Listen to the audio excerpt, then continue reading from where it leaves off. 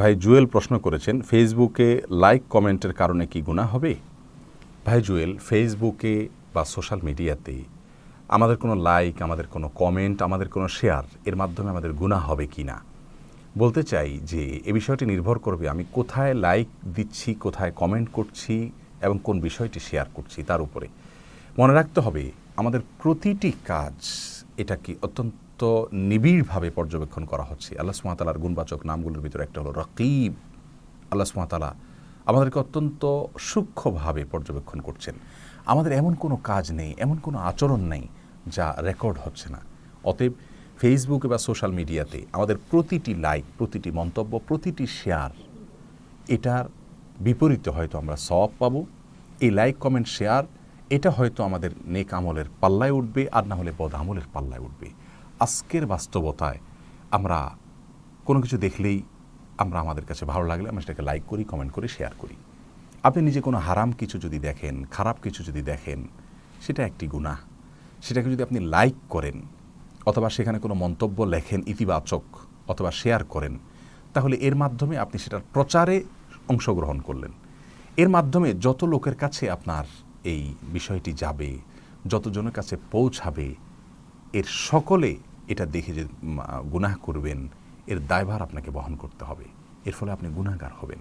প্রিয় দর্শক, এই জন্য ফেসবুকে বা সোশ্যাল মিডিয়াতে লাইক, কমেন্ট এবং শেয়ার এটা আমাদের গুনাহের কারণ হবে যদি আমরা অন্যায়ের কোনো ক্ষেত্রে, কথার কথা একজন ছেলে মানুষ একজন বেপর্দা নারীর ছবি দেখলেন, একটি সিনেমা দেখলেন, একটি নাটকের ক্লিপ দেখলেন, একটি গান দেখলেন, একটি হারাম কোনো কিছু দেখলেন, একটা মানুষকে তাচ্ছিল্য করা হলো সেটা দেখলেন, অর্থাৎ যে জিনিসটি শেয়ার করা হয়েছে, পোস্ট করা, সেটি প্রশংসনীয় নয়।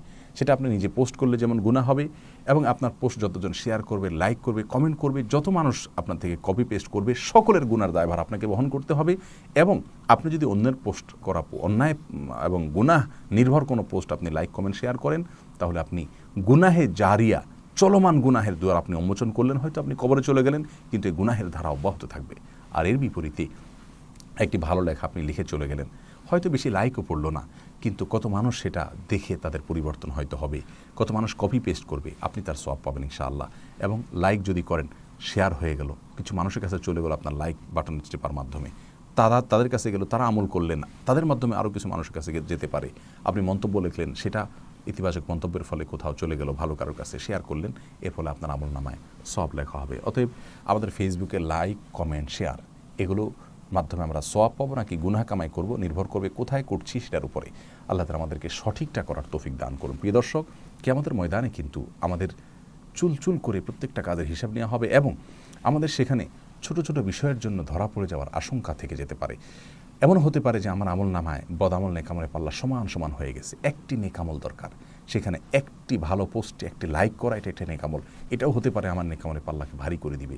অথবা একটি খারাপ পোস্টে একটি লাইক, একটা শেয়ার, একটা কমেন্ট, এই ছোট একটি আপাতদৃষ্টিতে ছোট একটি কাজ, এটা আমার বদামলের পাল্লাকে ভারী করে দিয়ে আমাকে জাহান্নামী করতে পারে। অতএব আমাদের এই বিষয়ে সাবধান এবং দায়িত্বশীল হওয়া উচিত। আল্লাহ তাআলা আমাদের সবাইকে সে তৌফিক দান করুন। আসসালামু আলাইকুম ওয়া রাহমাতুল্লাহি ওয়া বারাকাতুহু।